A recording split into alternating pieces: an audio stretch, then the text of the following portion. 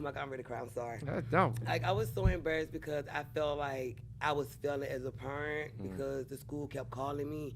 And, like, as being grown up, like, being raised, like, my mom would always say, what you do at school, they're going to, it's going to reflect on, at home. And I believe in it. But also, like, I'm a single parent and I'm trying. Washington, Montessori, we are here to tell a story. We show excellence and dignity. We are here to honor our community. Washington, Montessori, we are here. Hi, and welcome back to the third episode of Podcasting with the Principal. I'm Principal Paul Travers, the principal here at Washington Montessori Elementary School. Podcasting with the Principal is where parents, students, teachers, different staff members, and community members from around Washington Montessori Elementary School will come on, share their experiences. I'll ask them a few questions, and we'll learn a little bit more from these great people. Today, I'm joined by Miss Williams. Miss Williams, thank you so much for joining us for Podcast with the Principal. Thank you for having me. All right, first, tell me how are you how'd you become a part of the Washington Montessori Elementary School family? Okay, so my daughter, she started when she was in the third grade. She wasn't really known because she was quiet. We was new here, so my son ended up coming from Richmond the next year, so she was in fourth, and he was like a problem child. So I got more involved in the school because they relied on me more because he needed to be talked to, came up here to meet with you, other principals, the staff members because of his behavior. Once we y'all reached out and we got to sit down with Miss McKinney, and she helped me understand, like, there are a lot of areas he need help with. So, we did what it took to get him help, and really the school really did it for me. Like, they opened my eyes into how I can get him help. Like, there's not nothing I'm doing wrong at home. It's just that he need more help because of the things he's been through. And I just love it. Like, I love all the help. I love the consistency, the communication with the school. Love it, love it. So when I was in elementary school, I couldn't stand elementary school. I had a hard time reading. I grew up in Maryland. So in Maryland, you could be 4, but you had to be 5 by January 1 of that school year. So I started elementary school, kindergarten, as a 4-year-old, okay? And my birthday is December 2nd. So not until the end of the year. So I spent almost half of my school as a 4-year-old with 5 and 6-year-olds in kindergarten. Right. Right. So had the hardest time reading. Couldn't stand school. My parents were real patient, real loving, but it was difficult and it took a toll on them. Right. And I'm the second of 6 kids, and my older brother, like, my parents had to be like, "What in the world is going on?" Because my older brother was reading before he started school. And I struggled to read. So some of the same difficulties that students go through and families go through, is very real and lived for me and my family. How does your personal experience in school, how did that initially impact your perspective? Did you have a great experience in school? How were you in school? And then kind of how's that shape what you want for your own child? Great question. Okay, so my mom had 4 girls, and I supposed to have been the problem child. Okay. So I was always told my pre-K school year, I got expelled for fighting the pregnant staff. So, where do you fall in line with that? Are you like one of the? I'm the third child. Third child, okay. I'm the third child, and so from just hearing the stories, I really don't remember a lot of my childhood past from like that little, but I heard a lot of stories like I was out of control in elementary, and like that's why I'm more of trying to get my son the help and everything he needs, because I don't want him to be, have to go through what I've been through. Mm. I don't want him to be a problem child, or I don't want him to feel like he can't come to me and talk to me about whether it's at school or at home. Like, if you're uncomfortable with school, let's try to do what it takes for you to be comfortable. Because my mom didn't really sit down and communicate with her kids. She didn't really care to find out. It would just go to school. Yeah. It might be something at school that's happening that you don't know about because you don't care to sit down and try to figure it out. So I try to make sure I do everything on my end to make sure that school is comfortable. In the school, I know they're doing everything on their end to make sure it's comfortable, because my daughter went here a year before, right, and I never had any problems. So I want my son to be successful. The 4th grade was rough, but 5th grade is going great. So I know it's not the school, you know. So at first I was like, oh, maybe he's just like me. But if he is like me, let's give him help now Love it. instead of waiting until he get older. Yeah. So So like, I mean, and that's something that's very like real, like a lot of personal experiences, families' personal experiences, whether positive or really those negative experiences that with school can create a barrier. Because like you might, like if and you're in school, you may, if you were been bullied or you got in a fight, you feel like everybody was against you, then you have children. Right. That might make you think, oh, this school is just like my experience. Like what does it take for, like, for people to kind of move past that, do you feel like, and really like embrace, like, hey, you know what, no matter my experiences and what I got going through, I'm still going to kind of lean into the school and in the community? Your mindset have to be mature. You can't look at every situation as, you know, you got to take the good and the bad out of situations. So, yeah, my childhood probably was rough, but if I could do what it takes to make my kids have a better childhood, then that's what I'm going to do. I can't just say, oh, well, this what happened to me when I was a child, so be it. No, I'm going to correct my kids when they're right or when they're wrong. You know, I'm reward them when they're right, correct them when they're wrong. Like, let you know, like, I'm always your mama and I got the best interest of heart, but when it comes to school, this is what I expect from you regardless of what's going on. And we can, as an adult, I will deal with whatever problems you're having in school. Yeah. I want you to be focused on you being focused on your education. I'll deal with whatever problems you have. That's my job. Got it.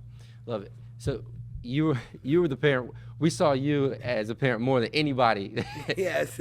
Right. You were here. It was like, I mean, it was like all the time last year, right? How did you personally not lose, like, because that's difficult, like getting calls. I mean, you know, having to come to the school, talk it, like, how did you personally as mom, like, I'm talking about you. As a mom, me. No, as a person now, not necessarily even as a mom. How did you deal with that, right? How did you get over, like, okay, how did you find sanity in that, right? Well, Mr. Travers, you probably won't remember, but one day you called me to the school because of Tayshawn, and I broke down crying right in front of y'all, and I was so embarrassed. You know, I felt like, oh my God, I'm ready to cry, I'm sorry. No. Like, I was so embarrassed because I felt like I was failing as a parent because the school kept calling me. And like, as being growing up, like being raised, like my mom would always say, what you do at school, they're gonna, you know, it's gonna reflect on, you know, at home. And I believe it a bit, but also like, I'm a single parent and I'm trying. You know, my son had been through a difficult time. We all have been through a hard time, so I have to understand him. But as far as me, like, it was so frustrating getting a phone call every day, every other day from my daughter, like, Mom, he don't want to get his stuff together for school. He get to school is always something, so I couldn't work. I still work overnight so that I could be an available parent when the school called me. Even while he's on his medicine and got his stuff together, I'm still available for the school because when I come here and I hear, like, I know my child have a problem, you know, and to not show up and I know that my child has a problem, it's like, dang, do you care?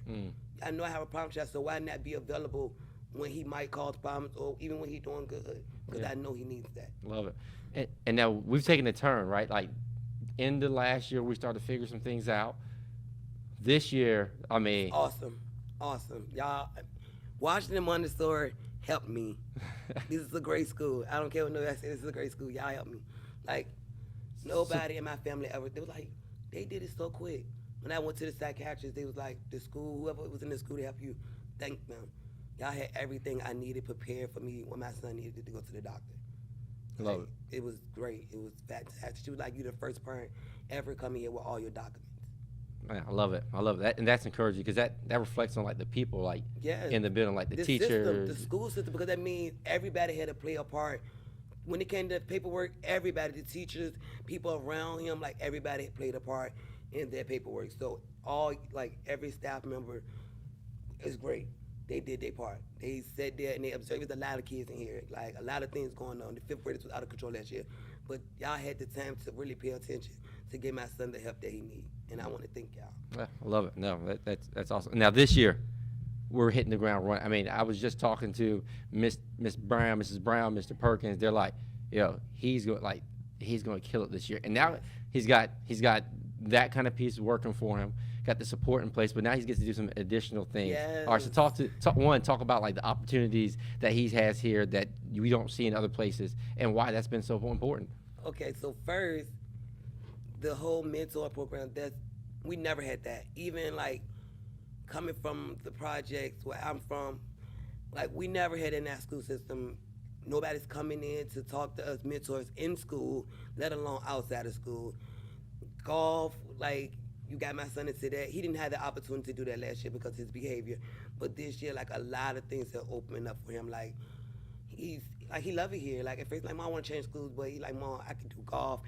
They got me in after school programs. Like this school system has really been a blessing. He's got so many experience. He just learning new things. He come home, he teach me stuff. And I'm like, what, son? He be like, yeah, we ain't doing it anymore. We doing a different type of math. Like he loved everything, how they transition. Like we never switched classes in 5th grade or switched teachers. Like had the opportunity to get ready to adjust to middle school. Even my daughter that was a 5th grader here last year, she was like, Mom, they got 3 teachers now. So you giving them an opportunity to prepare them for middle school, to prepare them for the next grade level. So that's definitely good. Love it. So First Tee is the golf program that Tayshawn has been able to. He's been able to do First Tee, which is a program that 2 days out of the week he'll be bussed over to Gillespie Park Golf Course, and he's learning to golf, right? And then they've even told you they that offer him 3 extra free days, free by the way, to come out there and golf and practice, even by himself, or he can bring somebody with him and he can practice. All right, so it's time to get a little real. For a black boy, what does this golf, what, like for you, and we talked a little bit about, like, what is this for him? Like what does this mean for him? Y'all, when I say my generation, I was thinking like when you think of golf, you think of not our color, not our skin color. Like you think of lawyers, judges. So to see my son, my black African American son on a golf field, I never expected that. So it's like, if they could, my son is doing it. He doing what I thought was not for our color. Like he's doing it. So now that makes me like, son, you can do whatever you put your mind to. Like it's a whole lot there. If you want to say you want to be the president when you get older, you can do it. So it definitely opened my eyes, opened his eyes. Like I thought this was not for us, but this is what we doing. Aggies After School is a program that y'all have, Boys and Girls Club over in Ray Warren, right? Yes. All right, and so tell me a little bit about that program. They started at 3. So right after school, they started at 3 and they ended at 5.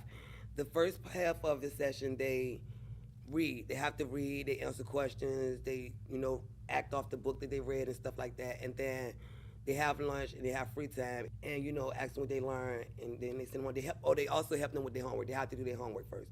If you have homework, you do your homework and then you do the reading time. So they make sure everything is done by the time they get home. Love it. So the opportunities that Washington Montessori students have, like connecting even school, extracurricular, and home. Yeah, I personally, that's not everywhere, is it? No. I even was on the phone call with just a random friend today, and she was like, I had to get my kids out of Richmond. I'm from Richmond, Virginia. She said, I got to get my kids out of Richmond because they don't have it. Like, even if you try to go find it, it's not in the school system. You might find it at a Boys and Girls Club. And like I said, where I come from, you might just see football, cheerleading and stuff. You're not going to hear wrestling, volleyball, golf, gardening, none of that stuff. You don't hear about this stuff after school programs. You don't hearing about it.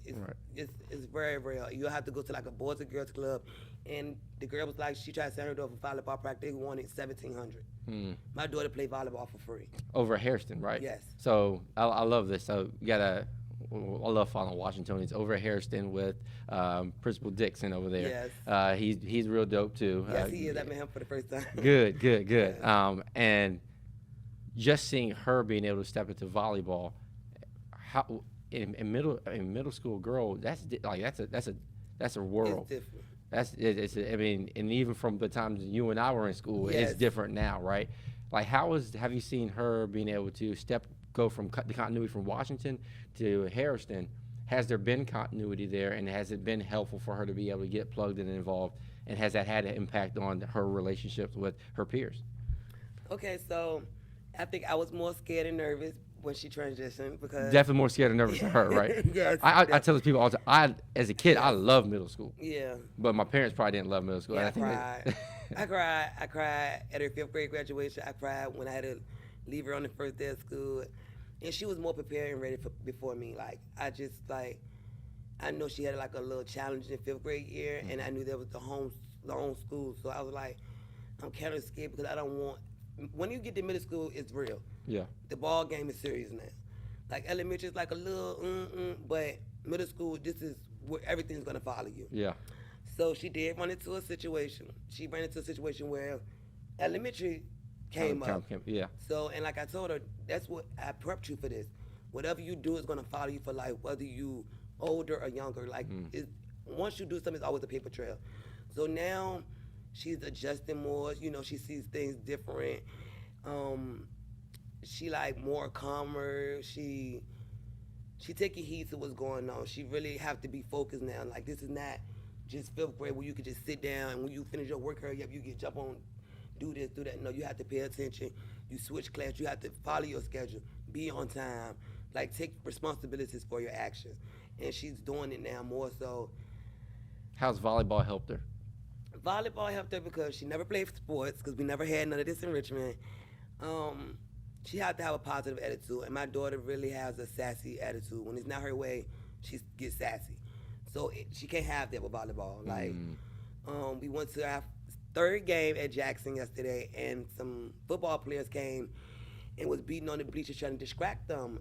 And I was like, at first I was upset, but then I was like, you know what? This is good because no matter how much distraction you get from the sideline, you got to stay focused. Right. And not just in volleyball, in school. Hey, that's it. So I loved it. Like, they won the game, but the kids won their game. They did a good job. Like, and I said, see, you got to keep your head in the game. You got to stay focused. No matter what's going on around you, pay attention to you and what you're doing. So love it. I love it. All right, so we're about to finish up here. Okay. All right. Anything else you want to share? Anything else we didn't get to? No, that's basically it. I just love the school system. I really love Washington. Like, I love having the opportunity to be a part of my kids' education and as parent.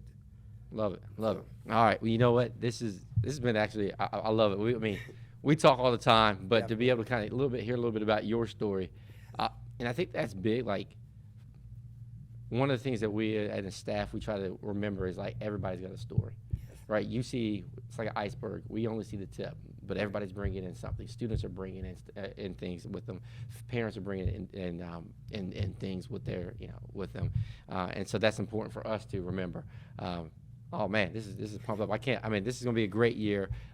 Thank you so much again for joining on with us, spending time out of your day. And everyone, thank you for tuning in to the 3rd episode of Podcasting with the Principal. This is at Washington. We do 3 things every day. That's honor community, show excellence, and think critically. We look forward to seeing you tuning in to episode 4.